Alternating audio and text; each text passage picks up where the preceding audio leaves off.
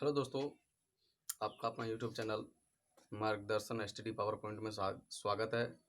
मैं अर्जुन यादव आप लोगों के सामने आज थेल्स परिमेय और आधारभूत परिमेय के बारे में बताएंगे, जो कि आप लोग इजीली समझ जाओगे कि थेल्स परिमेय क्या होता है।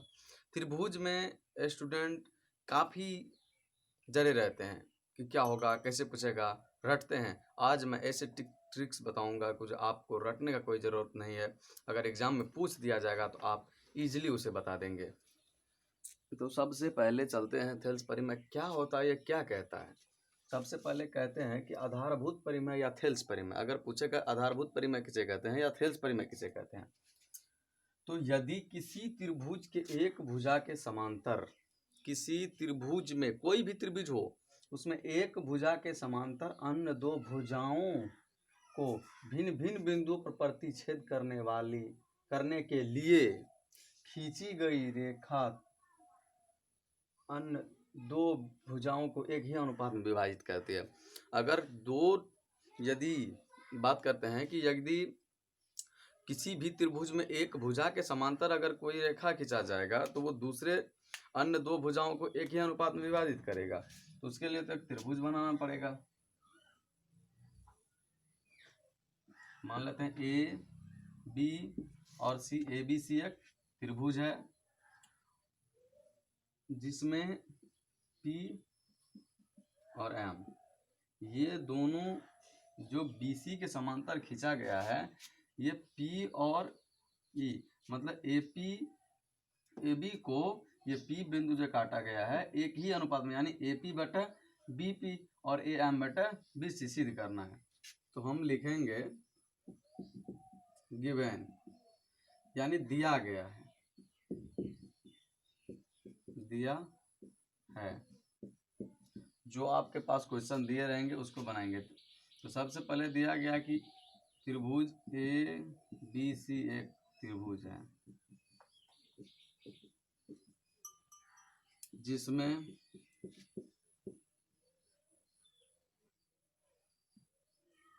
BC समांतर PM, BC समांतर PM। अब उसके बाद रचना करेंगे। रचना को इंग्लिश में कंस्ट्रक्शंस बोलते हैं। जैसे आप देख लीजिए, यहाँ से अगर हम किसी भी भुजा पर लंब डालते हैं, जैसे यहाँ से डाल देते हैं L मान लेते हैं, यहाँ पे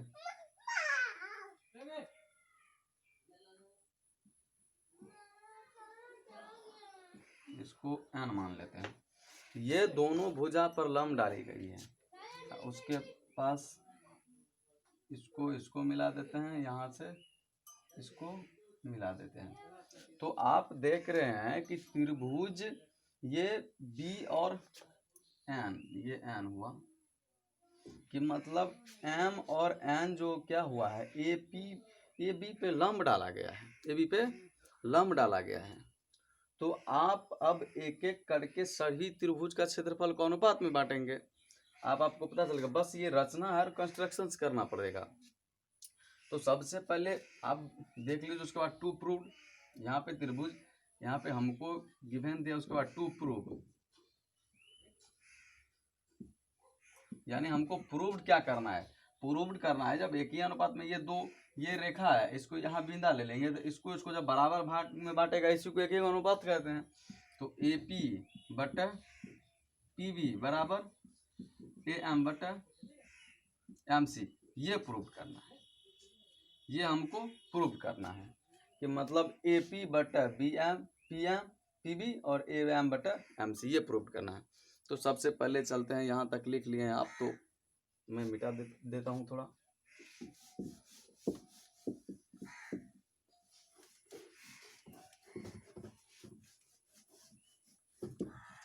सबसे पहले देख लीजिए, यहाँ से आपको एक त्रिभुज नजर आता होगा, ABAMP, देख लीजिए त्रिभुज,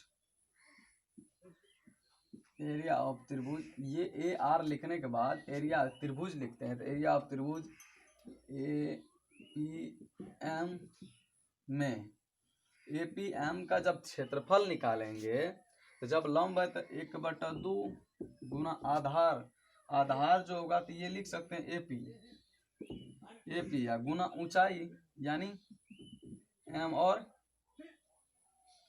N ये हो गया। क्योंकि ये जो AMP त्रिभुज है, एक त्रिभुज नजर आ रहा है, उसका जब क्षेत्रफल निकालेंगे तो AP अनुपात हो जाएगा। उसके बाद देखिए दूसरा त्रिभुज, दूसरा क्षेत्रफल A, यहाँ पे देख लीजिए PMC में, एरिया ऑफ त्रिभुज PMC में, PMC में त्रिभुज हो जाएगा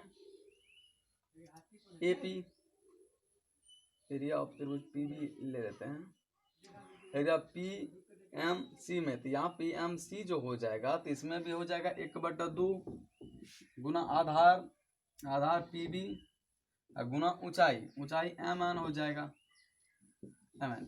ये दोनों त्रिभुज देख लीजिए कि ये त्रिभुज और ये इसका क्षेत्रफल का अनुपात लेंगे, इसके क्षेत्रफल का अनुपात लेंगे तो हो जाएगा एरिया ऑफ त्रिभुज APM बटा एरिया ऑफ त्रिभुज PMC लिखेंगे 1/2 गुना AP गुना MN बटा 1/2 गुना PB गुना MC। ये दोनों कैंसिल तो बच गया AP बटा PB समीकरण 1, ये दोनों बच जाएगा। उसके बाद दूसरा में भी देखेंगे इसी प्रकार से देख लेते हैं। यहाँ भी त्रिभुज APM तो त्रिभुज एरिया ऑफ ट्रायंगल हो जाएगा, एरिया ऑफ ट्रायंगल APM में, अब बटा इसका भी भाग देते हैं, एरिया ऑफ ट्रायंगल, ये एरिया ऑफ ट्रायंगल PMC में, त्रिभुज PMC में तो 1/2 गुना आधार, आधार जो हो जाएगी इसका आधार होगा AM गुना ऊंचाई जो होगा तो ऊंचाई होगा PL, इसका भी हो जाएगा क्या 1/2 गुना आधार, आधार तो MC हो जाएगा क्योंकि ये भी लंब है, यहाँ पे पड़ा है तो इसका मतलब ये इसका ये जो होगा ये भुजा को बढ़ा करके यहाँ पे लंब डाला गया है तो 1/2 गुना आधार गुना ऊंचाई, ऊंचाई तो हो जाएगा आपको PL। ये दोनों कैंसिल यानी AM अब बटा हो गया MC, समीकरण 2, ये 2 समीकरण होगा।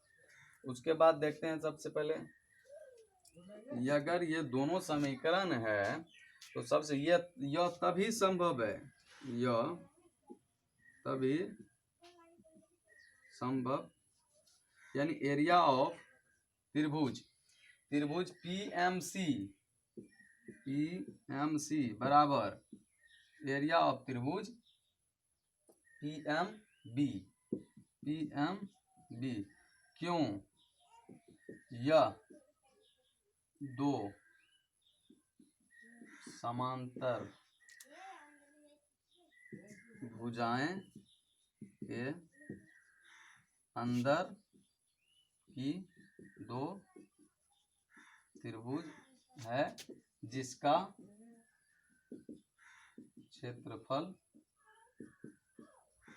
बराबर होता है।